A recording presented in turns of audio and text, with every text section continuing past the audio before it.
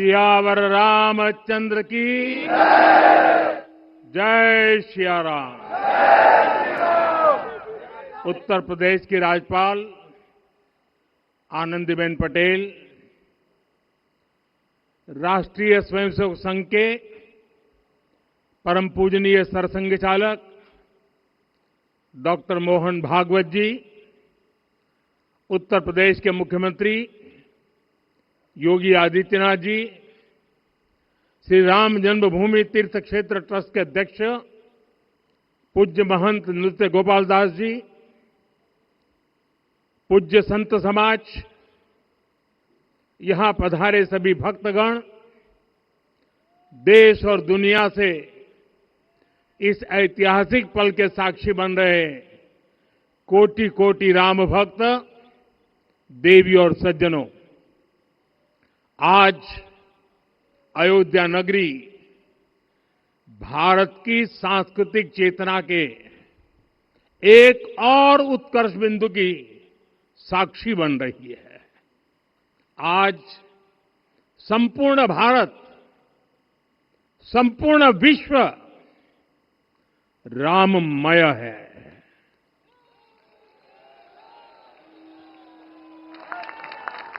हर राम भक्त के हृदय में अद्वितीय संतोष है, असीम कृतज्ञता है, अपार अलौकिक आनंद है। सदियों के घाव भर रहे हैं, सदियों की वेदना आज विराम पा रही है, सदियों का संकल्प आज सिद्धि को प्राप्त हो रहा है। आज उस यज्ञ की पूर्णाहुति है जिसकी अग्नि 500 वर्ष तक प्रज्वलित रही। जो यज्ञ एक पल भी आस्था से डिगा नहीं, एक पल भी विश्वास से टूटा नहीं। आज भगवान श्री राम के गर्भगृह की अनंत ऊर्जा, श्री राम परिवार का दिव्य प्रताप इस धर्म ध्वजा के रूप में इस दिव्यतम भव्यतम मंदिर में प्रतिष्ठापित हुआ है। और साथियों, ये धर्म ध्वजा केवल एक ध्वजा नहीं, ये भारतीय सभ्यता के पुनर्जागरण का ध्वज है। इसका भगवा रंग, इस पर रचित सूर्यवंश की ख्याति, वर्णित ओम शब्द और अंकित कोविदार वृक्ष राम राज्य की कीर्ति को प्रतिरूपित करता है। ये ध्वज संकल्प है, ये ध्वज सफलता है, ये ध्वज संघर्ष से सृजन की गाथा है, ये ध्वज सदियों से चले आ रहे स्वप्नों का साकार स्वरूप है। ये ध्वज संतों की साधना और समाज की सहभागिता की सार्थक परिणति है। साथियों, आने वाली सदियों और सहस्त्र शताब्दियों तक ये धर्म ध्वज प्रभु राम के आदर्शों और सिद्धांतों का उद्घोष करेगा। ये धर्म ध्वज आह्वान करेगा, सत्यमेव जयते नानृतम, यानी जीत सत्य की ही होती है, असत्य की नहीं। ये धर्म ध्वज उद्घोष करेगा, सत्यम एक पदम ब्रह्म सत्य धर्म प्रतिष्ठित, अर्थात सत्य ही ब्रह्म का स्वरूप है, सत्य में ही धर्म स्थापित है। ये धर्म ध्वज प्रेरणा बनेगा, प्राण जाए पर वचन न जाहि, अर्थात जो कहा जाए वही किया जाए। ये धर्म ध्वज संदेश देगा, कर्म प्रधान विश्व रची राखा, अर्थात विश्व में कर्म और कर्तव्य की प्रधानता हो। ये धर्म ध्वज कामना करेगा, बैर न विग्रह आस न त्रासा, सुखमय ताहि सदा सब आशा। यानी भेदभाव, पीड़ा, परेशानी से मुक्ति, समाज में शांति और सुख हो। ये धर्म ध्वज हमें संकल्पित करेगा, नहीं दरिद्र को दुखी न दीना, यानी हम ऐसा समाज बनाएं जहां गरीबी न हो, कोई दुखी या लाचार न हो। साथियों, हमारे ग्रंथों में कहा गया है, आरोपितम ध्वजम दृष्ट्वा ये अभिनंदनित धार्मिका ते अपि सर्वे प्रमुच्यते महापातक कोटि भी, यानी जो लोग किसी कारण मंदिर नहीं आ पाते और दूर से मंदिर के ध्वज को प्रणाम कर लेते हैं, उन्हें भी उतना ही पुण्य मिल जाता है। साथियों, ये धर्म ध्वज भी इस मंदिर के ध्येय का प्रतीक है। ये ध्वज दूर से ही राम लला की जन्मभूमि के दर्शन कराएगा और युगों युगों तक प्रभु श्री राम के आदेशों और प्रेरणाओं को मानव मात्र तक पहुंचाएगा। साथियों, मैं संपूर्ण विश्व के करोड़ों राम भक्तों को इस अविस्मरणीय क्षण की, इस अद्वितीय अवसर की हार्दिक शुभकामनाएं देता हूं। मैं आज उन सभी भक्तों को भी प्रणाम करता हूं, हर उस दानवीर का भी आभार व्यक्त करता हूं जिसने राम मंदिर निर्माण के लिए अपना सहयोग दिया।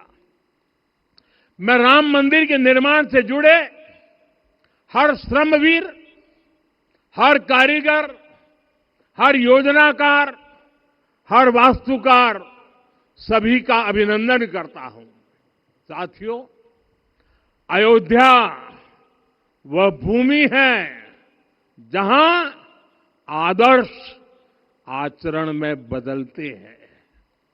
यही वह नगरी है जहां श्री श्री राम ने अपना जीवन पथ शुरू किया था।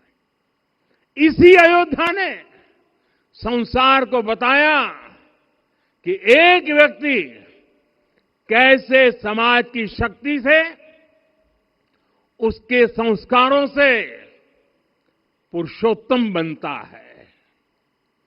जब श्री राम अयोध्या से वनवास को गए तो वे युवराज राम थे, लेकिन जब लौटे तो मर्यादा पुरुषोत्तम बनकर के आए और उनके मर्यादा पुरुषोत्तम बनने में महर्षि वशिष्ठ का ज्ञान, महर्षि विश्वामित्र की दीक्षा, महर्षि अगस्त्य का मार्गदर्शन, निषाद राज की मित्रता, मां शबरी की ममता, भक्त हनुमान का समर्पण, इन सब की, अनगिनत ऐसे लोगों की महत्वपूर्ण भूमिका रही है। साथियों, विकसित भारत बनाने के लिए भी समाज की इसी सामूहिक शक्ति की आवश्यकता है। मुझे बहुत खुशी है कि राम मंदिर का दिव्य प्रांगण भारत के सामूहिक सामर्थ्य की भी चेतना स्थली बन रहा है। यहां सप्त मंदिर बने हैं।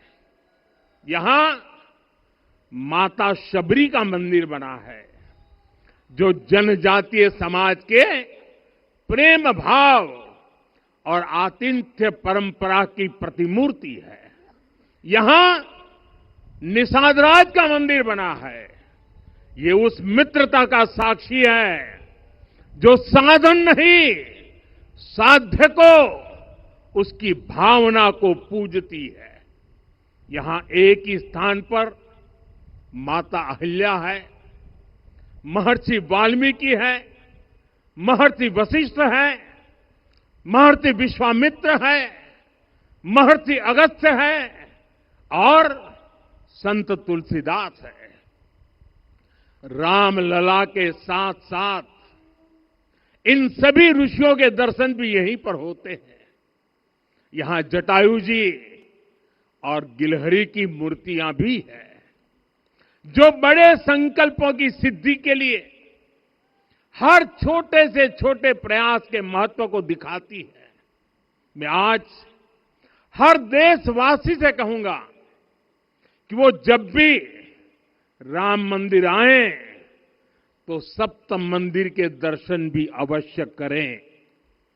ये मंदिर हमारी आस्था के साथ साथ मित्रता, कर्तव्य और सामाजिक सद्भाव के मूल्यों को भी शक्ति देते हैं।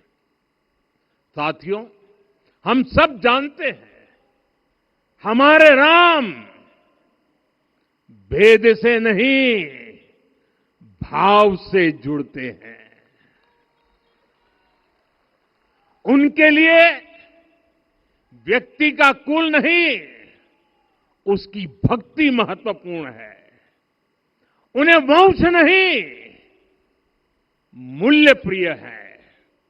उन्हें शक्ति नहीं, सहयोग महान लगता है। आज हम भी उसी भावना से आगे बढ़ रहे हैं। पिछले 11 वर्षों में महिला, दलित, पिछड़े, अति पिछड़े, आदिवासी, वंचित, किसान, श्रमिक, युवा, हर वर्ग को विकास के केंद्र में रखा गया है। जब देश का हर व्यक्ति, हर वर्ग, हर क्षेत्र सशक्त होगा, तब संकल्प की सिद्धि में सबका प्रयास लगेगा और सबके प्रयास से ही 2047 जब देश आजादी के 100 साल मनाएगा, हमें 2047 तक विकसित भारत का निर्माण करना ही होगा। साथियों, रामलला की प्राण प्रतिष्ठा के ऐतिहासिक अवसर पर मैंने राम से राष्ट्र के संकल्प की चर्चा की थी। मैंने कहा था कि हमें आने वाले 1000 वर्षों के लिए भारत की नींव मजबूत करनी है।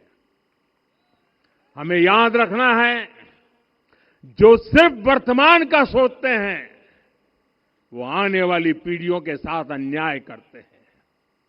हमें वर्तमान के साथ साथ भावी पीढ़ियों के बारे में भी सोचना है, क्योंकि हम जब नहीं थे ये देश तब भी था, जब हम नहीं रहेंगे ये देश तब भी रहेगा। हम एक जीवंत समाज है, हमें दूरदृष्टि के साथ ही काम करना होगा। हमें आने वाले दशकों, आने वाली सदियों को ध्यान में रखना ही होगा। और साथियों, इसके लिए भी हमें प्रभु राम से सीखना होगा। हमें उनके व्यक्तित्व को समझना होगा। हमें उनके व्यवहार को आत्मसात करना होगा। हमें याद रखना होगा, राम यानी आदर्श, राम यानी मर्यादा, राम यानी जीवन का सर्वोच्च चरित्र, राम यानी सत्य और पराक्रम का संगम। दिव्य गुणे शक्र समो रामः सत्य पराक्रमः। राम यानी धर्म पथ पर चलने वाला व्यक्तित्व। रामः सत्पुरुषो लोके सत्यः सत्यपरायणः। राम यानी जनता के सुख को सर्वोपरि रखना, प्रजा सुखत्वे चंद्रस्य। राम यानी धर्म और क्षमा का दरिया। वसुधाया क्षमा गुणे है। राम यानी ज्ञान और विवेक की पराकाष्ठा। बुद्धया बृहस्पते तुल्य। राम यानी कोमलता में दृढ़ता। मृदु पूर्वज भाषते। राम यानी कृतज्ञता का सर्वोच्च उदाहरण। कदाचन नोपकारेण कृति नैकेन तुष्यति। राम यानी श्रेष्ठ संगति का चयन। शीला वृद्धे ज्ञान वृद्धे वयोवृद्धे च सज्जने। राम यानी विनम्रता में महाबल।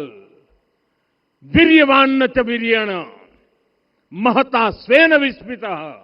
राम यानी सत्य का अडिग संकल्प। न च अनुत्र कथो विद्वान। राम यानी जागरूक, अनुशासित और निष्कपट मन।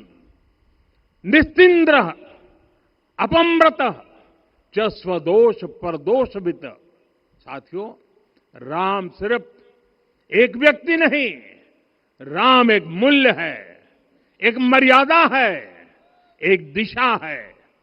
अगर भारत को साल 2047 तक विकसित बनाना है, अगर समाज को सामर्थ्यवान बनाना है, तो हमें अपने भीतर राम को जगाना होगा। हमें अपने भीतर के राम की प्राण प्रतिष्ठा करनी होगी। और इस संकल्प के लिए आज से बेहतर दिन और क्या हो सकता है। साथियों, 25 नवंबर का यह ऐतिहासिक दिन अपनी विरासत पर गर्व का एक और अद्भुत क्षण लेकर आया है। इसकी वजह है धर्म ध्वजा पर अंकित कोविदार वृक्ष। ये कोविदार वृक्ष इस बात का उदाहरण है कि जब हम अपनी जड़ों से कट जाते हैं तो हमारा वैभव इतिहास के पन्नों में दब जाता है। साथियों, जब भरत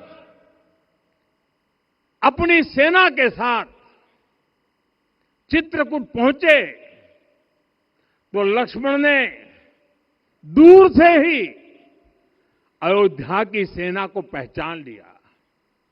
ये कैसे हुआ, इसका वर्णन वाल्मीकि जी ने किया है। और वाल्मीकि जी ने क्या वर्णन किया है? उन्होंने कहा है, विराजित उद्गत स्कंधम कोविदार ध्वजः रथे। लक्ष्मण कहते हैं, राम, सामने जो तेजस्वी प्रकाश में विशाल वृक्ष जैसा ध्वज दिखाई दे रहा है, वही अयोध्या की सेना का ध्वज है। उस पर कोविदार का शुभ चिन्ह अंकित है। साथियों, आज जब राम मंदिर के प्रांगण में कोविदार फिर से प्रतिष्ठित हो रहा है, यह केवल एक वृक्ष की वापसी नहीं है, यह हमारी स्मृति की वापसी है, हमारी अस्मिता का पुनर्जागरण है, हमारी स्वाभिमानी सभ्यता का पुनः उद्घोष है। कोविदार वृक्ष हमें याद दिलाता है कि जब हम अपनी पहचान भूलते हैं तो हम स्वयं को खो देते हैं, और जब पहचान लौटती है तो राष्ट्र का आत्मविश्वास भी लौट आता है। और इसलिए मैं कहता हूं, देश को आगे बढ़ना है तो अपनी विरासत पर गर्व करना होगा। साथियों, अपनी विरासत पर गर्व के साथ साथ एक और बात भी महत्वपूर्ण है, और वो है गुलामी की मानसिकता से पूरी तरह मुक्ति। आज से 190 साल पहले 190 साल पहले साल 1835 में 1835 में मैकाले नाम के एक अंग्रेज ने भारत को अपनी जड़ों से उखाड़ने के बीज बोए थे। मैकाले ने भारत में मानसिक गुलामी की नींव रखी थी। 10 साल बाद यानी 2035 में उस अपवित्र घटना को 200 वर्ष पूरे हो रहे हैं। कुछ दिन पहले मैंने एक कार्यक्रम में आग्रह किया था कि हमें आने वाले 10 वर्षों तक उस 10 वर्षों का लक्ष्य लेकर चलना है कि भारत को गुलामी की मानसिकता से मुक्त करके रहेंगे। साथियों, सबसे बड़ा दुर्भाग्य यह है कि मैकाले ने जो कुछ सोचा था उसका प्रभाव कहीं व्यापक हुआ। हमें आजादी मिली, लेकिन हीन भावना से मुक्ति नहीं मिली। हमारे यहां एक विकार आ गया कि विदेश की हर चीज, हर व्यवस्था अच्छी है और जो हमारी अपनी चीजें हैं उनमें खोट ही खोट है। साथियों, गुलामी की यही मानसिकता है जिसने लगातार यह स्थापित किया। हमने विदेशों से लोकतंत्र लिया। कहा गया कि हमारा संविधान भी विदेश से प्रेरित है, जबकि सच ये है कि भारत लोकतंत्र की जननी है, मदर ऑफ डेमोक्रेसी है। लोकतंत्र हमारे डीएनए में है। साथियों, अगर आप तमिलनाडु जाएंगे तो तमिलनाडु के उत्तरी हिस्से में उत्तीर मेरूर गांव है। वहां हजारों वर्ष पहले का एक शिलालेख है। उसमें बताया गया है कि उस कालखंड में भी कैसे लोकतांत्रिक तरीके से शासन व्यवस्था चलती थी, लोग कैसे सरकार चुनते थे। लेकिन हमारे यहां तो मैग्ना कार्टा की प्रशंसा का ही चलन रहा। हमारे यहां भगवान बसवन्ना, उनके अनुभव मंटपा की जानकारी भी सीमित रखी गई। अनुभव मंटपा यानी जहां सामाजिक, धार्मिक और आर्थिक विषयों पर सार्वजनिक बहस होती थी, जहां सामूहिक सहमति से निर्णय लिए जाते थे। लेकिन गुलामी की मानसिकता के कारण इस भारत की कितनी ही पीढ़ियों को इस जानकारी से भी वंचित रखा गया। साथियों, हमारी व्यवस्था के हर कोने में गुलामी की इस मानसिकता ने डेरा डाला हुआ था। अब याद करिए, भारतीय नौसेना का ध्वज सदियों तक उस ध्वज पर ऐसे प्रतीक बने रहे जिनका हमारी सभ्यता, हमारी शक्ति, हमारी विरासत से कोई संबंध नहीं था। अब हमने नौसेना के ध्वज से गुलामी के हर प्रतीक को हटाया है। हमने छत्रपति शिवाजी महाराज की विरासत को स्थापित किया है। और ये सिर्फ एक डिजाइन में बदलाव नहीं हुआ, ये मानसिकता बदलने का क्षण था। ये वो घोषणा थी कि भारत अब अपनी शक्ति अपने प्रतीकों से परिभाषित करेगा, न कि किसी और की विरासत से। और साथियों, यही परिवर्तन आज अयोध्या में भी दिख रहा है। साथियों, ये गुलामी की मानसिकता ही है जिसने इतने वर्षों तक रामत्व को नकारा है। भगवान राम अपने आप में एक वैल्यू सिस्टम है। ओरछा के राजा राम से लेकर रामेश्वरम के भक्त राम तक और शबरी के प्रभु राम से लेकर मिथिला के पाहुन राम जी तक भारत के हर घर में, हर भारतीय के मन में और भारतवर्ष के हर कण कण में राम है। लेकिन गुलामी की मानसिकता इतनी हावी हो गई कि प्रभु राम को भी काल्पनिक घोषित किया जाने लगा। साथियों, अगर हम ठान लें अगले 10 साल में मानसिक गुलामी से पूरी तरह मुक्ति पा लेंगे और तब जाकर के ऐसी ज्वाला प्रज्वलित होगी, ऐसा आत्मविश्वास बढ़ेगा कि 2047 तक विकसित भारत का सपना पूरा होने से भारत को कोई रोक नहीं पाएगा।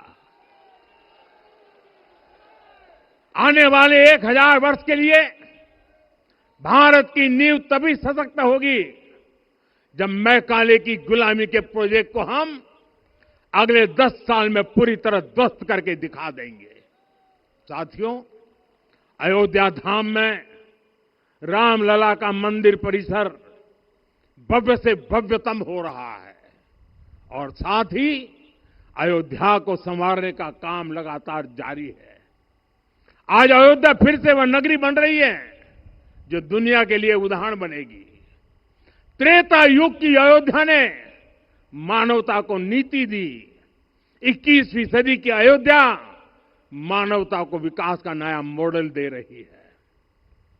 तब अयोध्या मर्यादा का केंद्र थी, अब अयोध्या विकसित भारत का मेरुदंड बनकर उभर रही है। साथियों, भविष्य की अयोध्या में पौराणिकता और नूतनता का संगम होगा। सरयू जी की अमृत धारा और विकास की धारा एक साथ बहेगी। यहां आध्यात्म और आर्टिफिशियल इंटेलिजेंस दोनों का तालमेल दिखेगा। राम पथ, भक्ति पथ और जन्मभूमि पथ से नई अयोध्या के दर्शन होते हैं। अयोध्या में भव्य एयरपोर्ट है। अयोध्या में आज शानदार रेलवे स्टेशन है। वंदे भारत और अमृत भारत एक्सप्रेस जैसी ट्रेनें अयोध्या को बाकी देश से जोड़ रही हैं। अयोध्या वासियों को सुविधाएं मिले, उनके जीवन में समृद्धि आए, इसके लिए निरंतर काम चल रहा है। साथियों, जब से प्राण प्रतिष्ठा हुई है तब से लेकर आज तक करीब करीब 45 करोड़ श्रद्धालु यहां दर्शन के लिए आ चुके हैं। ये वो पवित्र भूमि है जहां 45 करोड़ लोगों के चरण रज पड़े हैं और इससे अयोध्या और आसपास के लोगों की आय में आर्थिक परिवर्तन आया है, वृद्धि हुई है। कभी अयोध्या विकास के पैमानों में बहुत पीछे थी, आज अयोध्या नगरी यूपी के अग्रणी शहरों में से एक बन रही है। साथियों, 21वीं सदी का आने वाला समय बहुत महत्वपूर्ण है। आजादी के बाद के 70 साल में भारत विश्व की 11वीं सबसे बड़ी अर्थव्यवस्था बना। 70 साल में 11वीं। लेकिन पिछले 11 साल में ही भारत विश्व की 5वीं सबसे बड़ी अर्थव्यवस्था बन चुका है। और वो दिन दूर नहीं जब भारत विश्व की 3री सबसे बड़ी अर्थव्यवस्था भी बन जाएगा। आने वाला समय नए अवसरों का है, नई संभावनाओं का है और इस अहम कालखंड में भी भगवान राम के विचार ही हमारी प्रेरणा बनेंगे। जब श्री राम के सामने रावण विजय जैसा विशाल लक्ष्य था, तब उन्होंने कहा था, सौरज धीरज ते ही रथ चाका, सत्यशील दृढ़ ध्वज पताका। बल विवेक दम परहित गोरे, क्षमा कृपा समता रजु जोरे। यानी रावण पर विजय पाने के लिए जो रथ चाहिए, शौर्य और धैर्य उसके पहिए हैं, उसकी ध्वजा सत्य और अच्छे आचरण की है। बल, विवेक, संयम और परोपकार इस रथ के घोड़े हैं। लगाम के रूप में क्षमा, दया और समता है, जो रथ को सही दिशा में रखते हैं। साथियों, विकसित भारत की यात्रा को गति देने के लिए ऐसा ही रथ चाहिए, ऐसा रथ जिसके पहिए शौर्य और धैर्य हो, यानी चुनौतियों से टकराने का साहस भी हो और परिणाम आने तक दृढ़ता से डटे रहने का धैर्य भी हो। ऐसा रथ जिसकी ध्वजा सत्य और सर्वोच्च आचरण हो, यानी नीति, नियत और नैतिकता से समझौता कभी न हो। ऐसा रथ जिसके घोड़े बल, विवेक, संयम और परोपकार हो, यानी शक्ति भी हो, बुद्धि भी हो, अनुशासन भी हो और दूसरों के हित का भाव भी हो। ऐसा रथ जिसकी लगाम क्षमा, करुणा और संभाव हो, यानी जहां सफलता का अहंकार नहीं और असफलता में भी दूसरों के प्रति सम्मान बना रहे। और इसलिए मैं आदरपूर्वक कहता हूं, ये पल कंधे से कंधा मिलाने का है, ये पल गति बढ़ाने का है।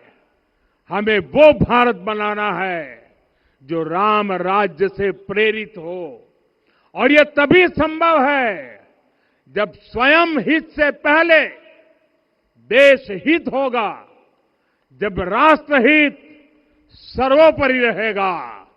एक बार फिर आप सभी को बहुत बहुत शुभकामनाएं देता हूं। जय सिया राम, जय सिया राम, जय सिया राम।